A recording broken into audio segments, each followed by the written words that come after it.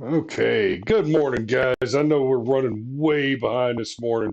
It's one of those live is hard mode things, had a few technical difficulties. Uh, we're going to talk about the Chase Oliver situation a little bit this morning. So I hope I hope I didn't lose you all by being 12 minutes late, but shit happens.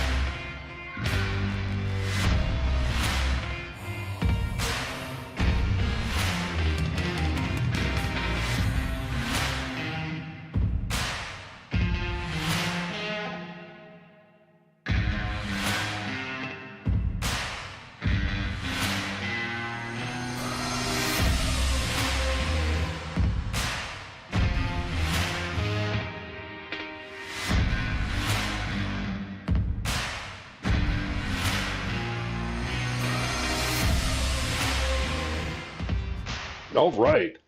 Good morning, guys. So yesterday we talked a little bit about the Libertarian Convention, and an interesting thing happened over the weekend. So, uh, like I talked about yesterday, Donald Trump went to the Libertarian Convention, spoke to him, and he, I thought his speech was pretty good. I thought it was generally a good tactical move. Um, the downside, of course, is that it's only a good tactical move. Uh, there's some basic game theory involved here where you have to consider, is it a good tactical move? Well, yes, in a rational world. But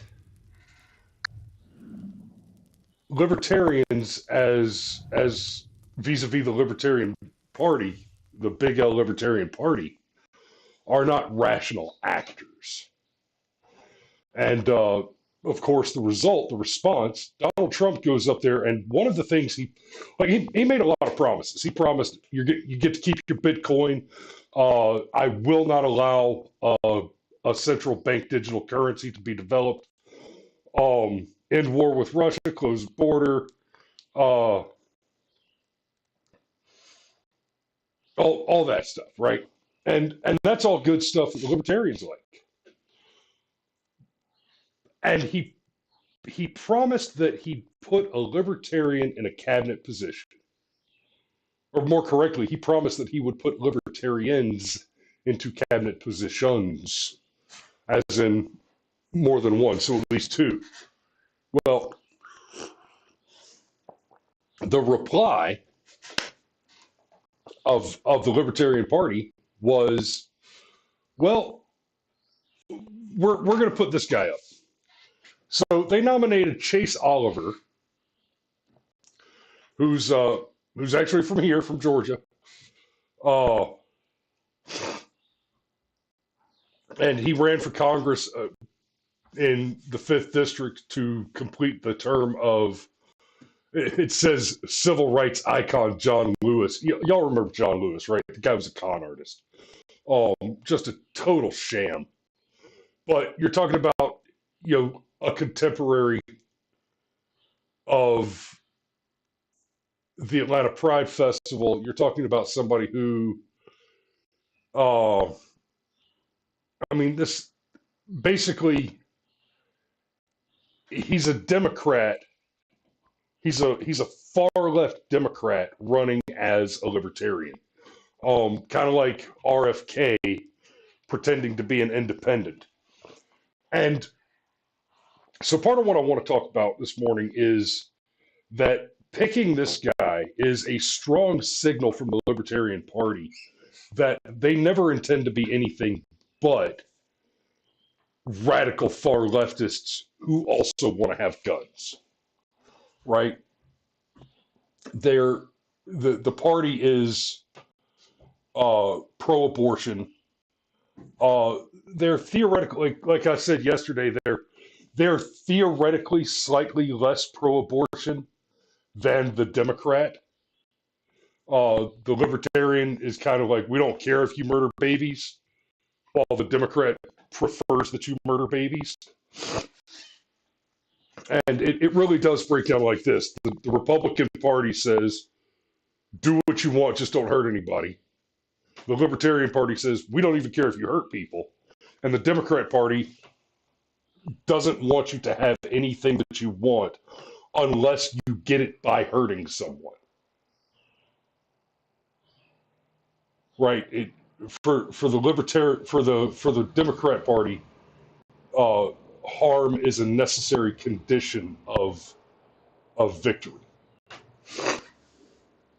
There is no negotiation. There's no mutual benefit. It's somebody has to hurt in order for a thing to be good. And with this nomination of Chase Oliver, the Libertarians have essentially said, this is what we want to go, where we want to go. This is how we want to do. Excuse me. So the wife and I were talking about this. We had a bit of a drive yesterday, heading over to the base to go to the commissary, and we're talking about this a little bit. Here's the problem with the third party.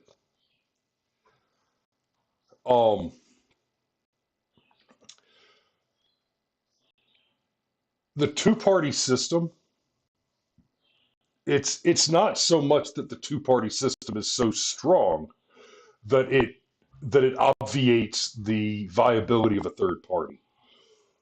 It is that there are no true third parties. And that's in large part because of the nature of the two-party system. I described yesterday what it means to be a conservative in America. It means to be conservative of the document that abolished everything that other conservatives are conservative of. So if you are not American and you are conservative, then you are conservative. You are working to conserve those things which the American conservative abolished through the Declaration of Independence and the Constitution. So a modern conservative, an actual conservative, is dedicated in theory, in principle, and in practice to the conservation of a limited government, a government which is limited by the explicit document and declaration of the intent of the Founding Fathers. A document which very narrowly tailors the authority and the power of a government whose job it is not to rule over the people, but to serve the people. And specifically to serve in order to facilitate the organization of the people's activities. The government was never intended to hinder the activities of the people, but rather to help facilitate communication and organization between the individual peoples and states of the Union. When you look at the third parties that arise in America, the Libertarian Party being the largest of them, but it's the closest there is to a true third party, and it really is just Democrats plus guns. The Libertarian Party is open borders, pro-abortion, but theoretically strongly pro-Second Amendment.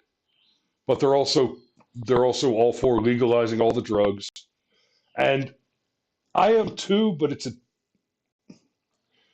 we come to the same conclusion through different paths. My position on that has more to do with the constitutionality of the government having the authority to control substances. That's another conversation. But the Libertarian Party are basically the closest thing you've got to a third party, and they're a very weak third party. 3% every year, slowly growing. That growth has plateaued for the last decade or so. And they really did just, with this nomination, just thumb their nose at the world and say, no, what we're really interested in as a party is more trans rights and more drugs.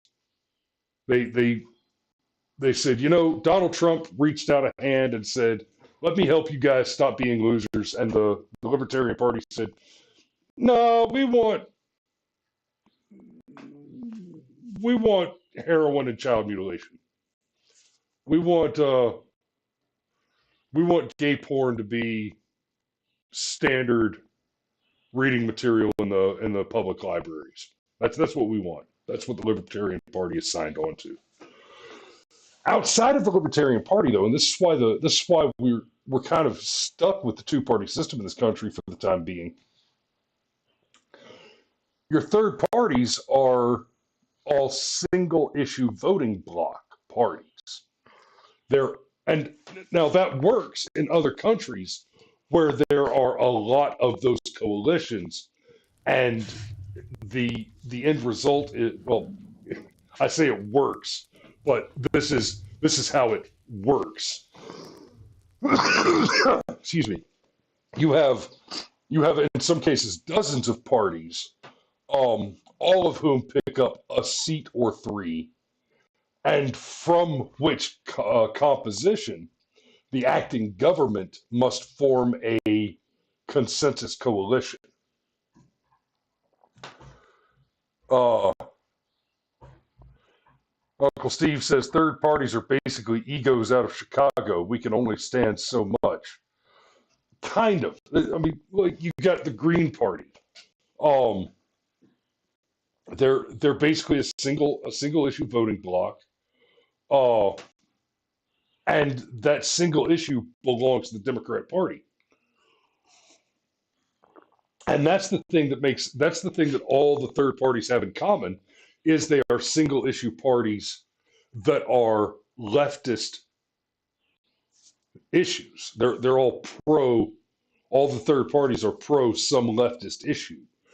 You don't get a lot of more conservative, right-wing type third parties, because for the same reason you don't see a lot of conservative protesters or riots. We've got shit to do. Conservatives are busy. And not just we're busy, but the conservative position is we don't want the government to do stuff. Right? There's a very, very tiny little bit of stuff that the government should be doing. And of all the things the government's doing, the few things that it should be doing, it's doing badly. Don't get me wrong. That's not to say that it's doing other things well. It's doing everything badly, but most concerningly is it's doing especially those very few things like national defense and oh no, that's it. That's the thing it should be doing. And it's doing it badly. Now, I mean, it's also doing roads and hospitals and welfare and foreign aid, and it's doing all of those things very badly as well. But if I'm being honest, it doesn't need to do those things better. It just needs to stop doing those things. Um, Joe Buddy, thanks for joining us this morning, Joe. Says libertarians would eat themselves. You know, whether that's a lewd reference or not, Joe, turns out you're right. It's absolutely correct. Um, and like I explained yesterday, Joe, I didn't see you in the chat yesterday, so I'll kind of give a little bit of a summary to this. You know, when the Libertarian Party, when most of us first became aware of the Libertarian Party, it was kind of at the same time that we became aware of the Tea Party. And I know, at least for me, what I thought libertarian meant was that they were more liberty focused, and and that's only possible if you're a conservative, right? Quote unquote so-called liberals are not interested in liberty. They're not. Um, Danny mentions Neil Bortz. I don't know in what context you mean that, but Bortz, I miss Bortz, I do, but um, he was no Limbaugh, that's for sure. I liked Bortz, but he was no Limbaugh. Um, I lost my train for there for a second. Oh, so I I don't know about everybody else, but I know, at least for me, when I first became aware of libertarians generally, it was before I was really dialed into politics. Like I had been paying attention to the news and that, but I wasn't quite as wonkish as I am now. And I understood them to be more liberty focused conservatives, small government focused, and that's just not what they've turned out to be. Um, it's it, instead of being liberty focused, they're libertine. And there is a significant difference, right? And here's a good example. Talking on your cell phone while you're driving. Okay, it's a bad idea. Do we need a law against it? Mm, it's a bad idea, and that's one that I'm not sure on, because it is a bad idea, and Xander Max says the libertarians went hard crazy. Yeah, and they did it a while ago. Like, guys, nothing I'm saying today is a surprise. The fact that the libertarians are basically just on the tranny train, that shouldn't surprise anyone at all. But you know, I, I can get behind the sentiment that there are a lot of things that are just you shouldn't do it. You know, drugs. I don't do a bunch of drugs. I'm not. I've never even been a heavy pot smoker. Right. I'm just not a dope guy. I barely even drink. Um, but that doesn't mean that there should be laws. Uh, and Danny says you usually have to break another right to enforce it. Uh, I'm gonna have to decontextualize that statement and ignore it this time, Danny. Sorry. But yeah, basically, instead of being just super small government, the libertarians are more. Uh, they seem to be focused on decriminalizing harmful, extraordinary behavior, harmful, deviant behavior. It's not just you should be free to X. It's let's think of the most obnoxious and dangerous thing that you should be free to do, and and make sure that you're free to do that. Like I said, okay, Twitch is trying to sell me viewers, so I got to swing a band hammer here. No. So, I'm going to close on this, like I opened on, or like I said before. Basically, the conservative position on the law is that the government governs best, which governs least. You should be free to do essentially anything you want to do, so long as it doesn't harm someone. So long as you're not causing harm to other people.